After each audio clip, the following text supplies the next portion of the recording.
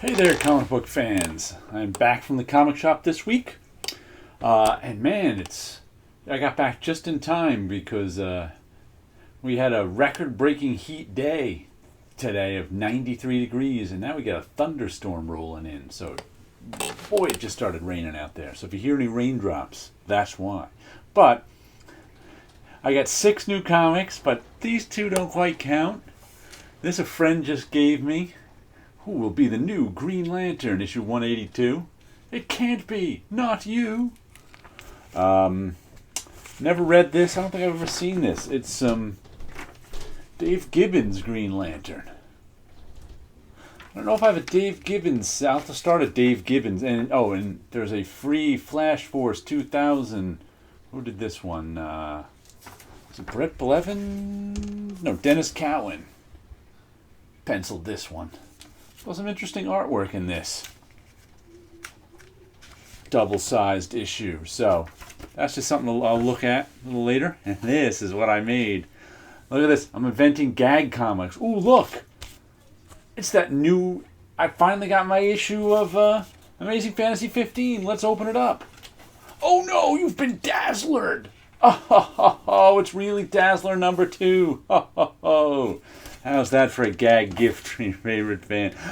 I came up with the idea for making this silly thing like last summer when I saw Dazzler number 2 sitting in the dollar bin of my local comic shop, and I finally got around to actually downloading a scan of Amazing Fantasy 15, putting it together and printing it out on this paper and stapling it in, and I pull the staples out and then re-put them in. So there's your Rick Roll comic book as somebody thinks they're about to look through Amazing Fantasy 15, and it's Dazzler number 2. I'm such a cut-up. And our first comic of the week is The Walking Dead, issue 179, New World Order, part 5 of 6. We're finally getting some hint of what this New World Order place they got. The evil behind it. Last issue there was a lot of emotional crap between Michonne and her daughter, and between Rick and his son. So this is one of the guys in the plastic stormtrooper uniforms in the new place that they're checking out and trying to figure out what's going on with. But it's The Walking Dead. That's Michonne and her daughter. Nice panel there. He's got some. Charlie Adler. He does a nice job. He doesn't get enough credit for drawing this many issues of The Walking Dead in a row, because man, that's a long time without missing an issue and it coming out all the time, and even some double shipping issues. And wow, he's a real grinder, one of these comic book artists who can just keep working. So that's some pretty good panels he's got there. Let's just take a moment to appreciate Charlie Adler. There we go. Little Walking Dead action for you. And here we go with East of West, issue number 37. Wow, 37 issues of this one. And now, this might be the most memorable cover ever because you can actually tell what the image is. Not a fan of East of West covers, but I'm a fan of the book. Ooh, look, a fly splash page. Sometimes I wonder about the choices these storytellers tell. Shooting wars going on. Pardon me. Our Kingdom of the Endless is winning some battles, and this is Death and his son who are going to find Death's mother. What a crazy apocalypse tale. You know what? I can't wait to read this whole thing. I don't know. One of these days I'm going to sit down and read all of East of West. I always say things like that, but I've actually been doing some of that lately, so I think I'm gonna, but I'm not sure. I think this ends within a year or so. I'm not even positive. Maybe 2. So I'm not sure if I want to read it all now or wait till the end or read it all just before the end, but either way, I'm going to read this issue. Now here we go with Uber Invasion, issue number 13 by Kieran Gillen and Daniel Getty. Fat Boy. Thunderbird. So I'm guessing this is telling us that the enhanced humans here are the bombs. But anyway, the invasion is almost over. It looks like Germany has lost the Battle of the USA. Battleship Sigmund, POW, interrogation session. So last issue, I think, flipped back to the Soviet Union or Germany. There's Patton. He happens to be a superpowered guy too, but not one of the most powerful ones. So I guess we're going... I think the story moves back to the European theater after the failed invasion of the United States. But they did a lot of damage in the U.S., so they were trying to slow down the U.S.'s production of superheroes. So now I think Germany has one final plan where they can make another push and hopefully grab victory from the jaws of defeat from their point of view. But we'll see what happens, because the U.S. is going to start cranking out these superpowered soldiers sooner or later, and that's going to change the tide of the war. Uber Invasion has just been a fun book. Look at, what if superheroes were invented at the end of World War II. So good stuff. And here we go with Stray Bullets, Sunshine and Roses, issue number 34. What can we say about Stray Bullets that we haven't said before? That's the royal we. I must be a king. It's just, every issue is a tour de force of craziness, violence, and humor.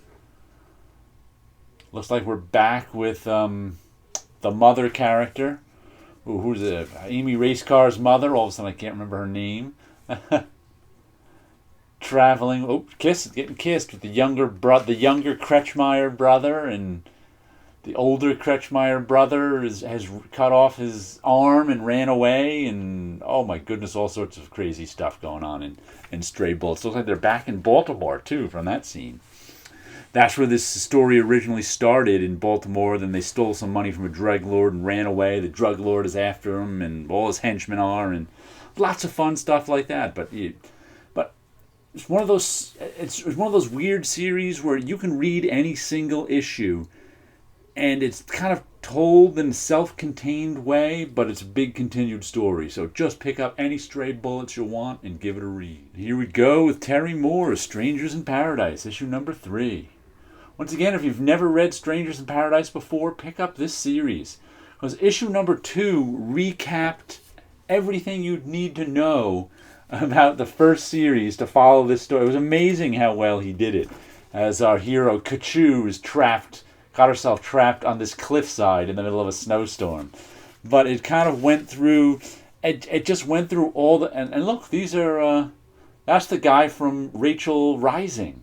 Some of the Rachel Rising characters are in this story, so it's kind of neat. He's colliding all his different series in this volume 5 of it, of Strangers in Paradise. What is that?